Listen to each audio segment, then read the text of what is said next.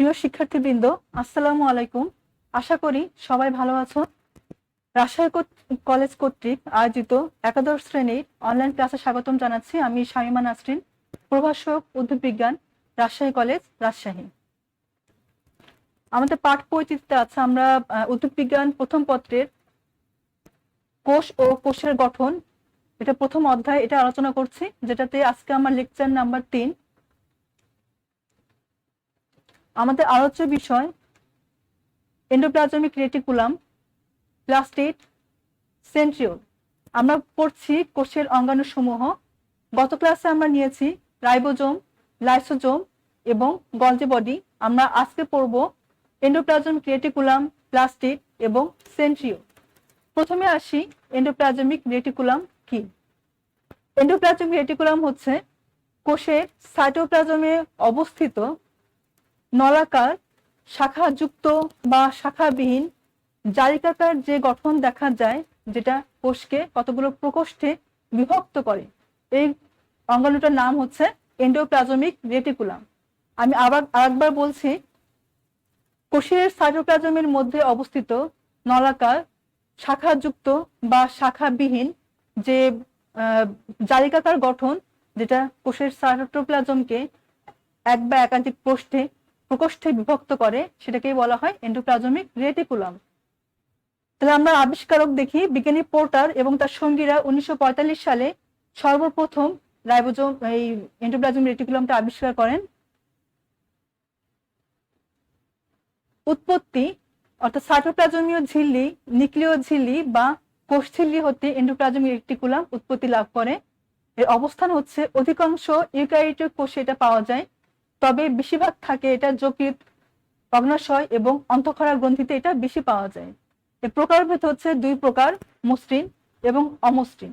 তাহলে মসৃণ এবং অমসৃণ আমরা যখন প্রথম ক্লাসে কোষের প্রথম ক্লাসে যেটা পড়েছিলাম, উদ্ভিদ কোষ এবং প্রাণী কোষ, সেখানে আমরা এন্ডোপ্লাজমিক রেটিকুলাম দেখেছি এবং সেখানে আমরা দেখেছি যে এন্ডোপ্লাজমিক রেটিকুলামের মধ্যে দুইটা ভাগ, মসৃণ এবং অমসৃণ। তাহলে এন্ডোপ্লাজমিক রেটিকুলামের গায়ে যদি রাইবোজোম লেগে থাকে, তাহলে সেটাকে আমরা বলবো অমসৃণ এন্ডোপ্লাজমিক রেটিকুলাম। এবং মসৃণ এন্ডোপ্লাজমিক রেটিকুলাম হলো যে সকল এন্ডোপ্লাজমিক রেটিকুলামের গায়ে কোনো রাইবোজোম লেগে থাকে না, এ ধরনের এন্ডোপ্লাজমিক রেটিকুলামকে আমরা মসৃণ এন্ডোপ্লাজমিক রেটিকুলাম বলবো। তাহলে আমরা এখন আসি এন্ডোপ্লাজমিক রেটিকুলামের গঠন। গঠনের মধ্যে আমরা দেখতে পাচ্ছি যে রাইবোজোম, এন্ডোপ্লাজমিক রেটিকুলামের মধ্যে যে বিষয়গুলো থাকে, কোথাও রাইবোজোম লেগে থাকবে, কোথাও রাইবোজোম থাকবে না। এভাবে স্মুথ এন্ডোপ্লাজমিক রেটিকুলাম, যেখানে রাইবোজোম যুক্ত থাকবে না। আর অমসৃণ বা রাফ এন্ডোপ্লাজমিক রেটিকুলাম, যেখানে রাইবোজোম যুক্ত থাকবে। এছাড়া এটা হচ্ছে নিউক্লিয়াসের কাছাকাছি অবস্থিত, একদম নিউক্লিয়াসের পাশে লেগে আছে। তাহলে এখানে ভৌত গঠনটাকে মোটামুটি তিনটা ভাগে ভাগ করা হয়: সিস্টার্নি, ভেসিকল এবং টিউবিল। আমরা একটা ছবি দেখতে পাচ্ছি যে বিভিন্ন প্রকার এন্ডোপ্লাজমিক রেটিকুলাম, যেখানে সিস্টার্নি, ভেসিকল এবং টিউবিলকে আলাদাভাবে দেখানো হয়েছে। সিস্টার্নি, প্রথম যে ছবিটা দেখতে পাচ্ছি সিস্টার্নি, এটা হচ্ছে সমান্তরাল। সাইটোপ্লাজমের মধ্যে যে এন্ডোপ্লাজমিক রেটিকুলাম গুলো সমান্তরালে অবস্থান করবে এবং এরা হচ্ছে অশাখ, এদের কোনো শাখা প্রশাখা থাকবে না এবং এদের গায়ে রাইবোজোম লেগে থাকে। এই গঠনটাকে সিস্টার্নি বলা হয়। এরপরটা আসে যেটা ভেসিকল, এটা হচ্ছে অনেকটা বর্তুলাকার টাইপের, এটাও শাখা প্রশাখা বিহীন এবং এর গায়েও কিন্তু রাইবোজোম লেগে থাকে। আর তৃতীয় যে ছবিটা দেখতে পাচ্ছি টিউবিল, এটা হচ্ছে শাখা প্রশাখা যুক্ত হতে পারে। কিছু ছবি আমরা দেখতে পাচ্ছি শাখা প্রশাখা যুক্ত, কিছু আছে শাখা নাই, নলাকার, এদের গায়ে কখনো রাইবোজোম লেগে থাকবে না। তাহলে আমরা দেখতে পাচ্ছি যে বিভিন্ন প্রকার যে এন্ডোপ্লাজমিক রেটিকুলাম, যেখানে তিন প্রকার এন্ডোপ্লাজমিক রেটিকুলাম রয়েছে: সিস্টার্নি, ভেসিকল এবং টিউবিল। পার্থক্য আমরা দেখলাম যে সিস্টার্নিটা সমান্তরালে বিন্যস্ত থাকবে, এটা কোনো শাখা প্রশাখা থাকবে না এবং রাইবোজোম লেগে থাকবে গায়ে। আর ভেসিকলের গায়ে রাইবোজোম লেগে থাকবে, এতেও শাখা প্রশাখা থাকবে না, এটা হচ্ছে বর্তুলাকার টাইপ। আর টিউবিল, এটা হচ্ছে নলাকার, এটা শাখা প্রশাখা থাকতেও পারে, নাও পারে, এর গায়ে কোনো রাইবোজোম লেগে থাকবে না। এরপর আসে রাসায়নিক গঠন। 60 থেকে 70 ভাগ প্রোটিন থাকবে, 30 থেকে 40 ভাগ লিপিড নিয়ে এই এন্ডোপ্লাজমিক রেটিকুলাম গঠিত। এছাড়াও এতে 15 ধরনের এনজাইম থাকে, যেমন গ্লুকোজ 6 ফসফেটেজ যেটা সক্রিয় আর এটিপিএস, এনএডিএইচ, ডায়াফোরেজ প্রভৃতি এনজাইম। অমসৃণ এন্ডোপ্লাজমিক রেটিকুলাম যেটা, সেটাতে আরএনএ এবং গ্লাইঅক্সিজোম নামক ক্ষুদ্রাকার কণা থাকে। আর আরএনএ হচ্ছে রাইবোনিউক্লিক অ্যাসিড, এটা আমরা জানি। আর গ্লাইঅক্সিজোম হচ্ছে এটা এমন একটা উপাদান যেটা লিপিড সঞ্চয়কারী যে কোষগুলো আছে, যে কোষগুলো লিপিড সঞ্চয় করে, এরকম কোষে গ্লাইকোজেন থাকে। এদের কাজ হচ্ছে যখন উদ্ভিদের বীজের অঙ্কুরোদ্গমের সময় এরা লিপিডকে ভাঙে, যাতে করে অঙ্কুরোদ্গমের ওই সময়টা উদ্ভিদ সার সংশ্লেষণ প্রক্রিয়া, যেহেতু ওই সময়টা নিজের খাবারটা নিজে প্রস্তুত করতে যেন পারে, এটা গ্লাইকোজেনের সাহায্যে ওই সময় উদ্ভিদ নিজের খাবারটা নিজে প্রস্তুত করতে পারে সার সংশ্লেষণ প্রক্রিয়ার মাধ্যমে। এরপর আসি আমরা এন্ডোপ্লাজমিক রেটিকুলামের কাজ। প্রোটোপ্লাজমের কাঠামো হিসেবে এটা কাজ করে। অমসৃণ রেটিকুলামে প্রোটিন সিনথেসিস হয়, কারণ সেখানে রাইবোজোম থাকে। যেখানে রাইবোজোম থাকে, আমরা গত ক্লাসে যেহেতু রাইবোজোম পড়েছি, রাইবোজোমের কাজ হচ্ছে প্রোটিন সিনথেসিস করা। তাহলে আমরা যেখানে যেখানে দেখবো রাইবোজোম আছে, স্বাভাবিকভাবে সেখানে প্রোটিন সিনথেসিসের কাজটা হবে। এই জিনিসটা মাথায় রাখবে। মসৃণ রেটিকুলামে লিপিড, হরমোন, গ্লাইকোজেন এবং ভিটামিন সিনথেসিস হয়। গ্লাইকোজেন থেকে গ্লুকোজ তৈরি করে। এ হচ্ছে রাইবোজোম এন্ডোপ্লাজমিক রেটিকুলামের কাজ। আরো আছে মাইটোসিসের সময় মাইটোসিস কোষ বিভাজনের টেলোফেজ পর্যায়ে নিউক্লিয় পর্দা গঠন করে। তোমাদের যে দ্বিতীয় চ্যাপ্টারটা আছে কোষ এবং এর বিভাজন, কোষের বিভাজনে তোমরা কোষের বিভাজনের যে ধাপগুলো পড়বে, সেখানে সর্বশেষ ধাপ হচ্ছে টেলোফেজ পর্যায়। টেলোফেজ পর্যায়ে কোষের যে মাইটোসিস কোষ বিভাজনের ধাপগুলো দেখবে, তখন এই কাজগুলো দেখতে পাবে, বা পরবর্তীতে এই কোষ বিভাজনের চ্যাপ্টারে এই বিষয়টা আবার আসবে। এরপর আসি আমরা প্লাস্টিড। প্লাস্টিড এটা কোষের অনেক গুরুত্বপূর্ণ একটা উপাদান, যেটা কোষের সবুজ উদ্ভিদের সবচেয়ে গুরুত্বপূর্ণ এবং যেটা সবচেয়ে বড় সবুজ বর্ণের যে ক্ষুদ্রাঙ্গটা দেখা যায়, সেটাই হচ্ছে প্লাস্টিড। প্লাস্টিড হচ্ছে, আমরা দেখতে পাচ্ছি একটা ছবি, সেলের মধ্যে কিন্তু এভাবে প্লাস্টিড গুলো থাকে গুচ্ছাকারে। তাহলে প্রথমে আসে আবিষ্কারক বিজ্ঞানী হেকেল 1866 সালে প্রথম প্লাস্টিড শব্দটি ব্যবহার করেন, এবং শিম্পার উনি 1883 সালে এটা আবিষ্কার করেন। বিজ্ঞানী মেয়ার 1830 সালে সবুজ বর্ণের প্লাস্টিডকে অটোপ্লাস্ট এবং অন্য বর্ণের যে প্লাস্টিড গুলো আছে সেটার নাম দেন ট্রফোপ্লাস্ট।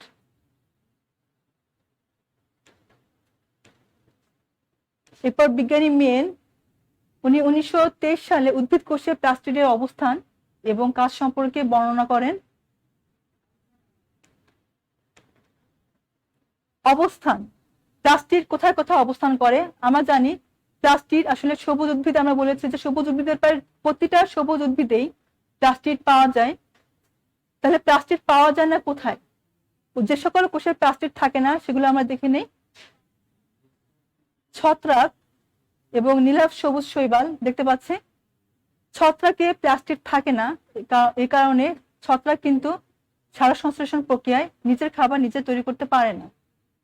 আর পাশে যে ছবিটা দেখতে পাচ্ছি নীলাভ সবুজ শৈবাল, যেটাকে বলা হয় ব্লু গ্রিন অ্যালগি বা বিজিএ, এই ছবিটা দেখতে পাচ্ছি, এটা হচ্ছে এ জাতীয় শৈবাল দেখতে পাবে অনেক সময় পুকুরের পানির উপরে যে সবুজ রঙের একটা আস্তরণ পড়ে থাকে, শ্যাওলার আস্তরণ, এগুলোকে নীলাভ সবুজ শৈবাল বলা হয়।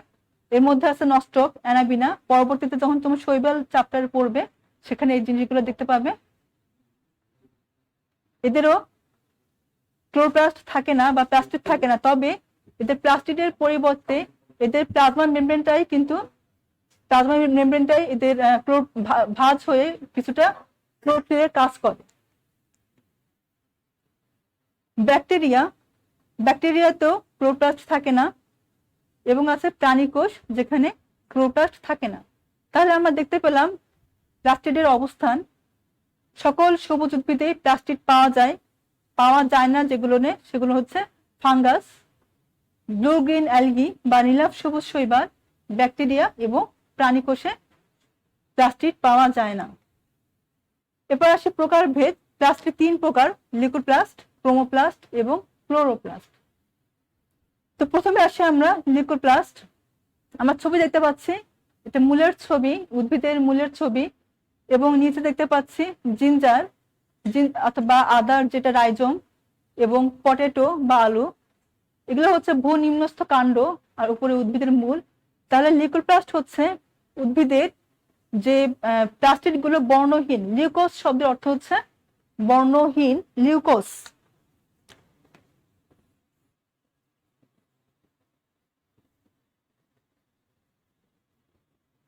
লিউকোস শব্দের অর্থ হচ্ছে বর্ণহীন। তাহলে লিউকোপ্লাস্ট এটা হচ্ছে বর্ণহীন প্লাস্টিড, অর্থাৎ যেখানে সূর্যের আলো পৌঁছায় না, যেমন মূল, ভূনিম্নস্থ কাণ্ড, এ ধরনের জায়গায় যে প্লাস্টিড গুলো পাওয়া যায় সেটা হচ্ছে লিউকোপ্লাস্ট। তবে লিউকোপ্লাস্টের একটা বিষয় হলো যে আলোর উপস্থিতিতে লিউকোপ্লাস্ট পরবর্তীতে ক্রোমোপ্লাস্ট এবং ক্লোরোপ্লাস্টে পরিণত হতে পারে।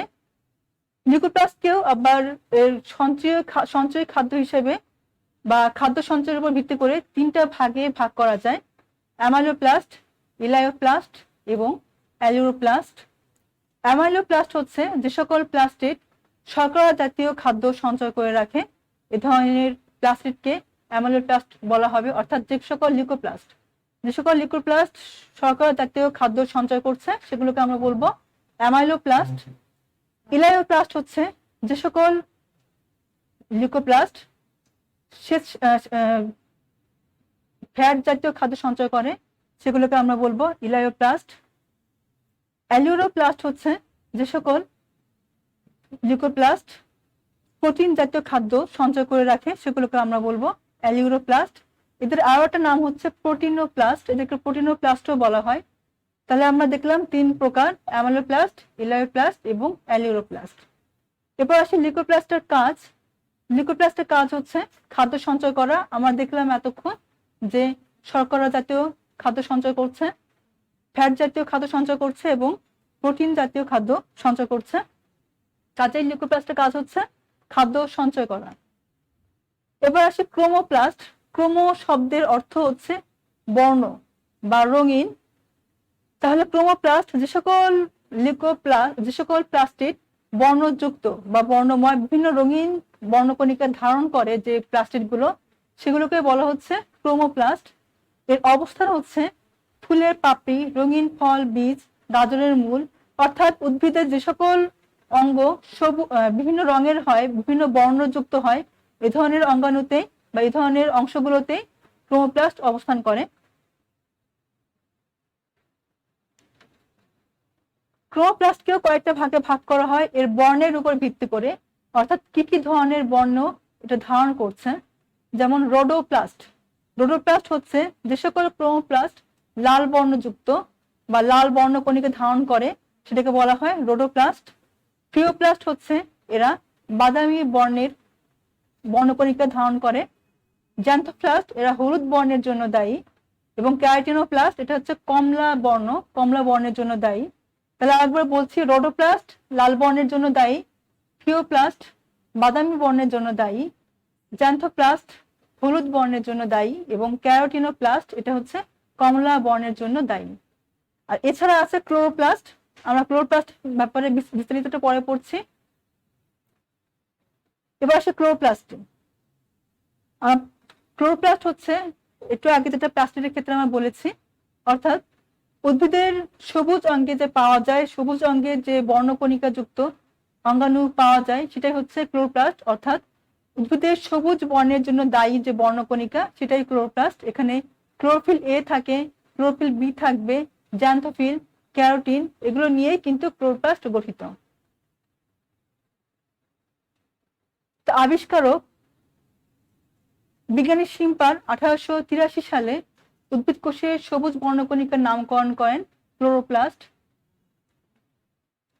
এর অবস্থান গাছের কচি পাতা, কচি কাণ্ড, কচি ফুলের ত্বকের কোষে পাওয়া যায়। আকার আকৃতি বিভিন্ন ধরনের আকার আকৃতি রয়েছে ক্লোরোপ্লাস্টের। সর্পিলাকার, তারকাকার অর্থাৎ স্টার শেপ, যেটা তারকার মতো গঠন, জালিকাকার থাকে, প্যালাকৃতি ইত্যাদি থাকে। তাহলে প্রথমে আমরা একটা ছবি দেখতে পাচ্ছি স্পাইরোগাইডা। এটা হচ্ছে একটা শৈবাল। শৈবালের একটা এক ধরনের শৈবাল হচ্ছে স্পাইরোগাইডা। এটা তোমরা পরে পড়বে বা অনেকে অলরেডি এগুলোর নাম জানো। স্পাইরোগাইডাতে যে শৈবাল যে ক্লোরোপ্লাস্ট দেখা যায় সেগুলো হচ্ছে আমরা খেয়াল করি সর্পিল আকারে রয়েছে। এরপর আসি জিকনেমা, এটাও একটা শৈবাল। জিকনেমার গায়ের শৈবাল গুলো খেয়াল করি অনেকটা তারকার মতো অর্থাৎ তারকাকার। ক্লামাইডোমোনাস, ক্লামাইডোমোনাস যেটা এর যে ক্লোরোপ্লাস্ট সেটা হচ্ছে কাপ শেপ বা প্যালাকৃতির ক্লোরোপ্লাস্ট। এরপর আসি উইডোগোনিয়াম। উইডোগোনিয়ামের ক্লোরোপ্লাস্ট গুলো হচ্ছে জালিকাকার। তাহলে আমরা দেখলাম বিভিন্ন ধরনের শৈবালের ক্লোরোপ্লাস্ট কিন্তু বিভিন্ন ধরনের দেখা যায়, অর্থাৎ ক্লোরোপ্লাস্টের বিভিন্ন সাইজ এবং শেপের রয়েছে। উৎপত্তি হচ্ছে নিম্ন শ্রেণীর উদ্ভিদ কোষে পুরাতন ক্লোরোপ্লাস্টের বিভাজনের মাধ্যমে। উচ্চ শ্রেণীর উদ্ভিদে আদি প্লাস্টিড হতে এটা উৎপন্ন হয়। এরপর আসি ক্রোমোজোমের গঠন। আমরা একটা ছবি আঁকায় নিচ্ছি আগে।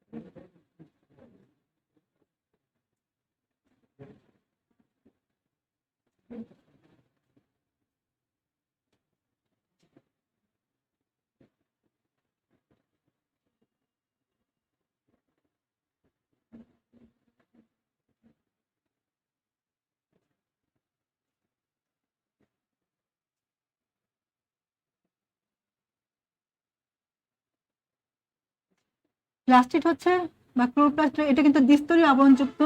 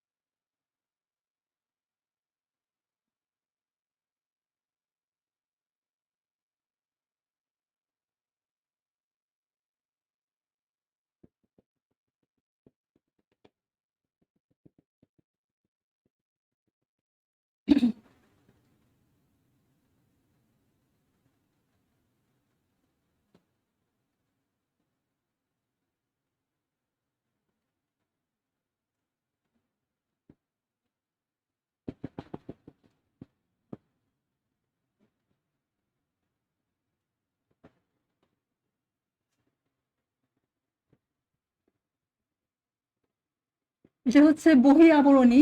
আমরা জানি ক্লোরোপ্লাস্ট বা প্লাস্টিক যেটা সেটা হচ্ছে দ্বিস্তরীয় আবরণ যুক্ত। তাহলে বাইরের আবরণটা হচ্ছে বহি আবরণী, ভিতরের যে আবরণ অন্ত আবরণী।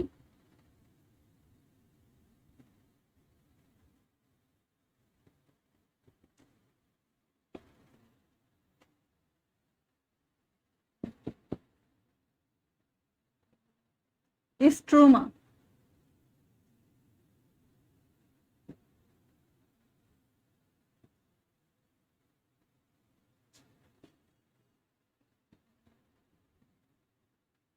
থাইলাকয়েড,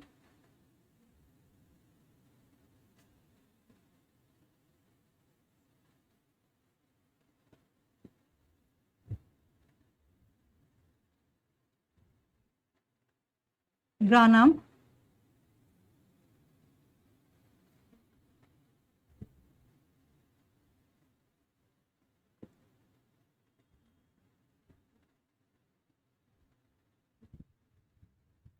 স্ট্রোমা ল্যামেলি,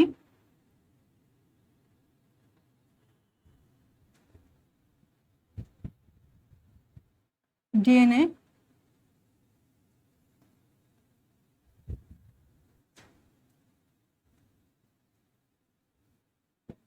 শ্বেতসার,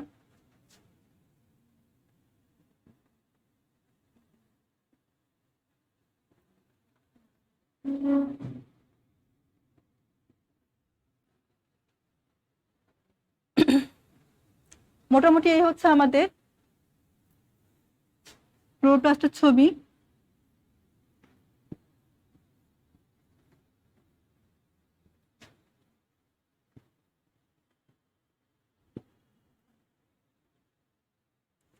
তাহলে আমরা দেখতে পাচ্ছি প্রতিটা বিষয় যেটা একটা ক্লোরোপ্লাস্টের মধ্যে যে যে অঙ্গগুলো নিয়ে ক্লোরোপ্লাস্ট গঠিত সেগুলো হচ্ছে দ্বিস্তরীয় আবরণ। আমরা দুইটা আবরণ দেখতে পাচ্ছি, বহিস্থ আবরণ এবং অন্তঃস্থ আবরণ। এই দুই প্রকার আবরণী নিয়ে এই ক্লোরোপ্লাস্ট গঠিত হয়। এরপর রয়েছে ক্লোরোপ্লাস্টের অভ্যন্তরে স্ট্রোমা, অর্থাৎ এটা হচ্ছে তরল ম্যাট্রিক্স। তার আবরণীর অভ্যন্তরে যে তরল ম্যাট্রিক্স, কলরধর্মী যে তরল ম্যাট্রিক্স জাতীয় পদার্থ থাকে, এটাকে বলা হয় স্ট্রোমা। এরপর আমরা দেখতে পাচ্ছি চাকতির মতো কিছু গঠন, বেশ কয়েকটা চাকতির মতো গঠন। এই চাকতির মতো গঠন যেগুলো, এক একটা চাকতিকে বলা হয় থাইলাকয়েড। তাহলে এক একটা চাকতিকে থাইলাকয়েড, আর এরকম 10 থেকে 100টা থাইলাকয়েড মিলে তৈরি হয় একটা গ্রানাম। অর্থাৎ এই ক্লোরোপ্লাস্টের যে আরেকটা উপাদান যেটা হচ্ছে থাইলাকয়েড, চাকতির মতো যে গঠনগুলো, এগুলোকে বলা হচ্ছে থাইলাকয়েড।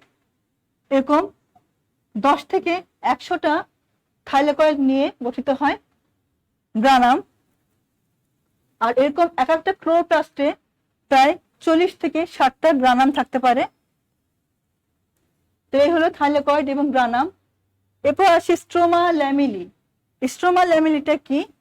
প্রতিটা গ্রানাম গুলো দেখি যে সূত্রাকার গঠন দ্বারা যুক্ত আছে, এই সূত্রাকার গঠনটাকে বলা হচ্ছে স্ট্রোমা ল্যামেলি। এছাড়াও রয়েছে ফটোসিনথেটিক ইউনিট, এটিপি সিনথেস, অর্থাৎ এই সাইটোপ্লাজমের মধ্যে যে ক্লোরোপ্লাস্টের সাইটোপ্লাজমের মধ্যে যে বিভিন্ন রকমের ফটোসিনথেটিক ইউনিট, অর্থাৎ সার সংশ্লেষণের জন্য প্রয়োজনীয় যে উপাদানগুলো প্রয়োজন, তারপর এটিপি তৈরির জন্য যে এনজাইমগুলো প্রয়োজন, সবগুলোই কিন্তু ক্লোরোপ্লাস্টের অভ্যন্তরে থাকবে। এছাড়াও থাকবে ডিএনএ এবং রাইবোজোম। আমরা দেখতে পাচ্ছি রাইবোজোম, প্রায় এই ক্লোরোপ্লাস্টের মধ্যে যে রাইবোজোমটা থাকে সেটা হচ্ছে 70S প্রকৃতির রাইবোজোম। আর ডিএনএ থাকে এখানে, এরা হচ্ছে ডিএনএ একটা কাজ হচ্ছে যেটা সাইটোপ্লাজমিক ইনহেরিটেন্সে সাহায্য করে। তাহলে আমরা দেখলাম ক্লোরোপ্লাস্টের গঠন। ক্লোরোপ্লাস্টের গঠনে মোটামুটি যে উপাদানগুলো থাকে, আবরণী ঝিল্লি যেটা দেখলাম আমরা দ্বিস্তরীয় আবরণযুক্ত। স্ট্রোমা থাকবে যেটা হচ্ছে আবরণীর মধ্যে যে দানাদার বা কলরধর্মী তরল জাতীয় পদার্থ থাকে, যেটাকে ম্যাট্রিক্স বলা হয়, এটার আরেকটা নাম হচ্ছে স্ট্রোমা। আর থাইলাকয়েড দেখলাম আমরা, থাইলাকয়েড হচ্ছে চাকতির মতো গঠন বিশিষ্ট প্রতিটা থাইলাকয়েড। থাইলাকয়েডের মধ্যেও কিন্তু বিভিন্ন উপাদান থাকে, এরকম 10 থেকে 100টা থাইলাকয়েড মিলে একটা গ্রানাম গঠন করে। আর এরকম 40 থেকে 60টা গ্রানাম মিলে একটা ক্লোরোপ্লাস্টে অবস্থান করে। এছাড়াও বললাম এটিপি তৈরির জন্য যে বিভিন্ন রকমের এনজাইম থাকবে, ডিএনএ থাকছে আর এবং রাইবোজোম থাকছে। এরপর আসি ক্লোরোপ্লাস্টের কাজ। ক্লোরোপ্লাস্টের কাজ হচ্ছে এরা সালোক সংশ্লেষণ প্রক্রিয়ায় শর্করা জাতীয় খাদ্য তৈরি করে, সৌরশক্তিকে জৈবিক শক্তিতে রূপান্তরিত করে, প্রোটিন এবং নিউক্লিক অ্যাসিড তৈরি করে, ফটোফসফোরাইলেশনে সাহায্য করে। ফটোফসফোরাইলেশন প্রক্রিয়াটা হচ্ছে যে প্রক্রিয়ায় এডিপি থেকে এটিপি তৈরি হয় সেটা হচ্ছে ফটোফসফোরাইলেশন। এছাড়া ফটো রেসপিরেশনে সাহায্য করে, সাইটোপ্লাজমিক ইনহেরিটেন্সে সাহায্য করে, অর্থাৎ যেটা একটু আগে বললাম যে সাইটোপ্লাজমিক যে বস্তুগুলো, যে বিষয়গুলো, সেগুলো বংশ পরম্পরায় এরা ট্রান্সফার করে বা পরবর্তী এক জেনারেশন থেকে পরবর্তী জেনারেশনে এটা স্থানান্তর করে। তাই বলা হচ্ছে সাইটোপ্লাজমিক ইনহেরিটেন্স এরা সাহায্য করে, কারণ এখানে ডিএনএ রয়েছে। এরপর আসি সেন্ট্রিওল। সেন্ট্রিওল এটা হচ্ছে আমাদের একটা আলোচ্য বিষয়। সেন্ট্রিওলটা কোথায় থাকে? এটা হচ্ছে কোষের সাইটোপ্লাজমের মধ্যে নিউক্লিয়াসের কাছাকাছি যে জালিকাকার গঠন, যেটা কোষের বিভিন্ন রকমের বিভাজনে সাহায্য করে, কোষে মাকুতন্ত্র তৈরি করে, এই ধরনের গঠনকে সেন্ট্রিওল বলা হয়। মূলত প্রাণী কোষে কোথাও কোথাও সেন্ট্রিওল পাওয়া গেলেও প্রাণী কোষে সর্বত্রই সেন্ট্রিওলটা পাওয়া যায়, কিন্তু উদ্ভিদ কোষে কোথাও কোথাও সেন্ট্রিওল থাকতেও পারে, আবার নাও থাকতে পারে। এটা উদ্ভিদ কোষ এবং প্রাণী কোষের একটা পার্থক্য হিসেবে আমরা বলতে পারবো যে সেন্ট্রিওল প্রাণী কোষে সর্বত্র পাওয়া যায়, কিন্তু উদ্ভিদ কোষে কোথাও থাকতে পারে, কোথাও কোথাও থাকতে নাও পারে। তাহলে আমরা আসি, আবিষ্কার করেন বিজ্ঞানী ভ্যান বেন্ডেন 1887 সালে উনি এটা আবিষ্কার করেন। থিওডর বোভারি 1888 সালে সেন্ট্রিওলের নামকরণ করেন। এরপর আসে অবস্থান। শৈবাল, ছত্রাক, ফার্ন, নগ্নবীজ উদ্ভিদ এবং প্রাণী কোষে এই সেন্ট্রিওলে অবস্থান করে। সেন্ট্রিওলের গঠন, ভৌত গঠন। আমরা সেন্ট্রিওলের একটা ছবি দেখতে পাচ্ছি। সেন্ট্রিওলের মধ্যে যে বিষয়গুলো রয়েছে, প্রাচীর থাকবে, প্রাচীর বা এটা একটা নাম হচ্ছে সিলিন্ডার ওয়াল, ত্রয়ী অনুনালিকা বা ট্রিপলেটস এবং যোজক বা লিঙ্কার। মোটামুটি এই তিনটা অঙ্গ দ্বারাই সেন্ট্রিওলটা গঠিত হয়। তো প্রাচীর হচ্ছে সেন্ট্রিওলের ভিতরে ব্যাপারে যেটা প্রথমে বলবো যে সেন্ট্রিওলের বাইরে কিন্তু কোনো আবরণ থাকে না, কিন্তু এটার যে প্রাচীর, সেই প্রাচীরটা হচ্ছে 9টা ট্রিপলেট অনুনালিকা দ্বারা গঠিত। আমরা পরবর্তীতে একটা ছবি দেখতে পাচ্ছি, এটা সেন্ট্রিওলের প্রস্থচ্ছেদের যে ছবিটা, সেখানে দেখতে পাবো এই যে 9টা অনুনালিকা। এই 9টা অনুনালিকার মধ্যে হচ্ছে ট্রিপলেট। প্রথমে আসি ট্রিপলেটটা কি। ট্রিপলেট হচ্ছে তিনটা করে উপনালিকা দ্বারা একটা করে ট্রিপলেট গঠিত হয়। আমরা এ বি সি দেখতে পাচ্ছি। এটা হচ্ছে বিজ্ঞানী থ্রেডার হোল্ড, উনি এই উপনালিকাগুলোকে ভিতর থেকে বাইরের দিকে এ বি সি নামে নামকরণ করেন। তাহলে এই যে এ বি সি মিলে একটা ট্রিপলেট, সেরকম এটাকে যদি আমরা দেখি, এবিসি ওটা থেকে যদি শুরু করে গুনলে মোট 9টা ট্রিপলেট পাওয়া যাবে। এরকম 9টা ট্রিপলেট অনুনালিকা নিয়ে কিন্তু একটা সেন্ট্রিওল গঠিত। তাহলে আমরা দেখলাম প্রথমে এর প্রাচীরে এর যে গঠন। আমরা আবার আসি, গঠনে থাকছে প্রথমে প্রাচীর বা সিলিন্ডার ওয়াল, যেখানে কোনো আবরণী থাকবে না। প্রাচীরটা গঠিত হচ্ছে 9 প্রকার অনুনালিকা নিয়ে বা ট্রিপলেট নিয়ে। এই ট্রিপলেট গুলো আবার প্রতিটা ট্রিপলেট 3টা করে নালিকা দ্বারা গঠিত হচ্ছে, উপনালিকা দ্বারা। এছাড়াও থাকবে যোজক বা লিঙ্কার। এই যে ট্রিপলেট গুলো যে প্রোটিন নির্মিত নালিকা দ্বারা যুক্ত থাকছে, সেগুলোকে বলা হচ্ছে লিঙ্কার বা যোজক। তাহলে এই হচ্ছে সেন্ট্রিওলের গঠন। সেন্ট্রিওলের বাইরের দিকে কিছু কলর জাতীয় বা দানাদার জাতীয় পদার্থ থাকে, অনেকটা ঘন তরল পদার্থের মতো, যেগুলোকে বলা হয় সেন্ট্রোস্ফিয়ার। এই সেন্ট্রোস্ফিয়ার এবং সেন্ট্রিওল মিলে একত্রে যেখানে অবস্থান করে সেটা হচ্ছে সেন্ট্রোজোম। অর্থাৎ সেন্ট্রোজোমের মধ্যে সেন্ট্রোস্ফিয়ার এবং সেন্ট্রিওল অবস্থান করে। এই হচ্ছে সেন্ট্রিওল। রাসায়নিক গঠন হচ্ছে, এখানে প্রোটিন থাকবে, লিপিড থাকবে এবং এটিপি নিয়ে এটা গঠিত। এখানে কোনো ডিএনএ বা আরএনএ থাকে না, অর্থাৎ ডিএনএ এবং আরএনএ থাকছে না, শুধু প্রোটিন, লিপিড এবং এটিপি নিয়ে এটা গঠিত হচ্ছে। এরপর আসে আমরা সেন্ট্রিওলের কাজ। আমরা একটা ছবি দেখতে পাচ্ছি। সেন্ট্রিওল হচ্ছে কোষ বিভাজনের সময় মাকতন্ত্র গঠন করে। এই যে মাকুতন্ত্রের বিষয় বা যেটা স্পিন্ডেল ফাইবার, তোমরা পরবর্তীতে তোমাদের যে দ্বিতীয় অধ্যায়টা আছে তোমাদের বইতে কোষের বিভাজন, সে কোষের বিভাজনে কিন্তু এই বিষয়গুলো আমরা দেখতে পাবো। মাকুতন্ত্র গঠন অর্থাৎ কোষ বিভাজনের যে কয়েকটা ধাপ আছে, প্রোফেজ, প্রোমেটাফেজ, মেটাফেজ, অ্যানাফেজ এবং টেলোফেজ, সেখানে মাকুতন্ত্রের গঠন বিষয়টা আসবে। এই যে কোষের মাকুতন্ত্র গঠন করা, এটার ক্ষেত্রে সেন্ট্রিওল কাজ করে। আরেকটা ছবি দেখতে পাচ্ছি, দেখো কিভাবে দুইটা কোষ, দুইটা থেকে চারটা, চারটা থেকে আটটা, এভাবে অসংখ্য কোষে পরিণত হয়, অর্থাৎ কোষ বিভাজনে সাহায্য করে এই সেন্ট্রিওল।